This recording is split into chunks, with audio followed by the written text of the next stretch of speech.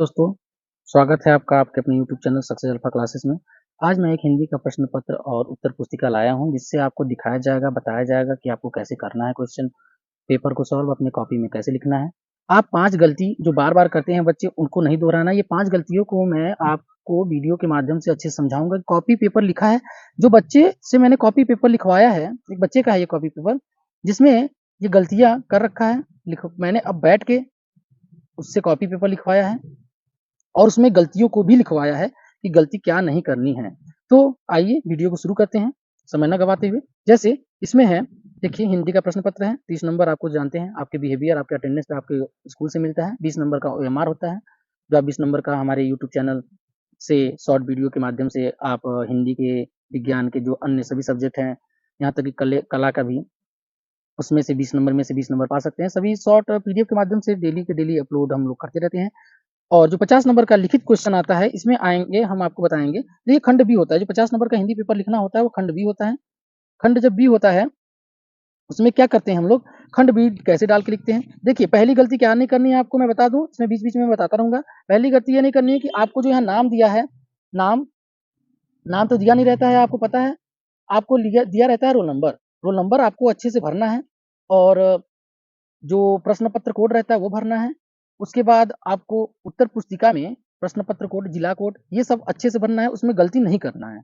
अच्छे से भरने के बाद आपको शुरू करना है। तो पहली गलती आपको नहीं करना है, क्या नहीं करना है, ध्यान से सुनिएगा।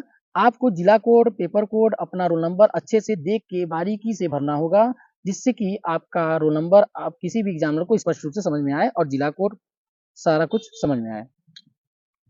आगे आगे क्या करना है, देखिए, अब यहाँ से क्या डालना है, लिखना है। दूसरी गलती क्या नहीं करना है, यहाँ लिखना है, यहाँ से प्रारंभ करें। कितने बच्चे इसको छोड़ देते हैं? दूसरी गलती में क्या करना है कि दूसरी गलती बच्चों के द्वारा क्या होता है कि यहाँ से शुरू करना होता है, बच्चे छोड़ देते हैं, आगे से लिखना प्रारंभ कर देते हैं, जो एग्जामिनर को बिल्कुल पसंद नहीं आता है। जब लिखा गया है कि यहाँ से शुरू करना है, तो आपको यहाँ से शुरू करना है।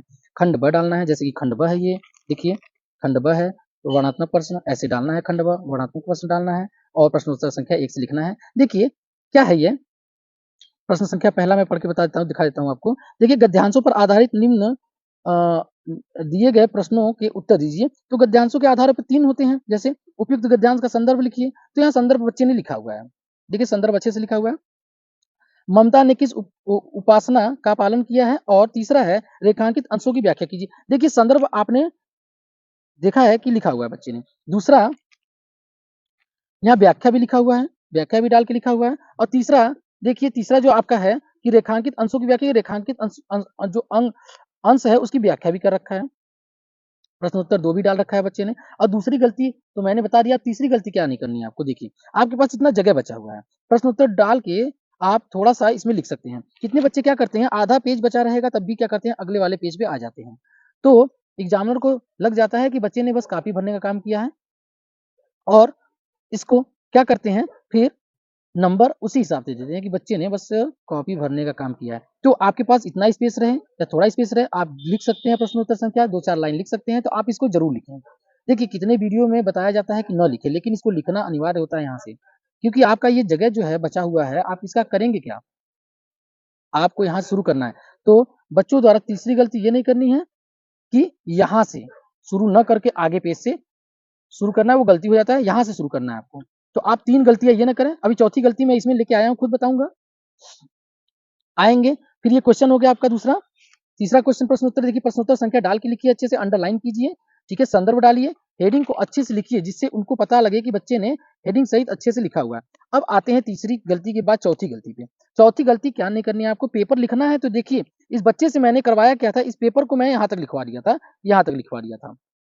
और इसमें यहाँ तक देखिए समझ में नहीं आ रहा है। तो आपको क्या करना है, ज़िग-ज़ैग फॉर्मेट में नहीं, एक लाइन की सीधी लाइन में लिखना है। लाइन खींचना नहीं है, लेकिन एक फॉर्मेट में। जैसे यहाँ मैंने सही करवाया, देखिए, यहाँ बाहर तक नहीं गया, इधर देखिए लाइन में लिखा है एकदम अच्छे से, अच्छे से। तो आपको ज़िग-ज़ैग फॉर्मेट में ना लिख के आपको एक सीधी लाइन में लिखना है, जो कि अच्छा हो। और अगर आप यहाँ तक लिख देते हैं, तो एग्ज़ामिनर को समझ में नहीं आता है कि बच्चे ने आगे लिखा क्या है।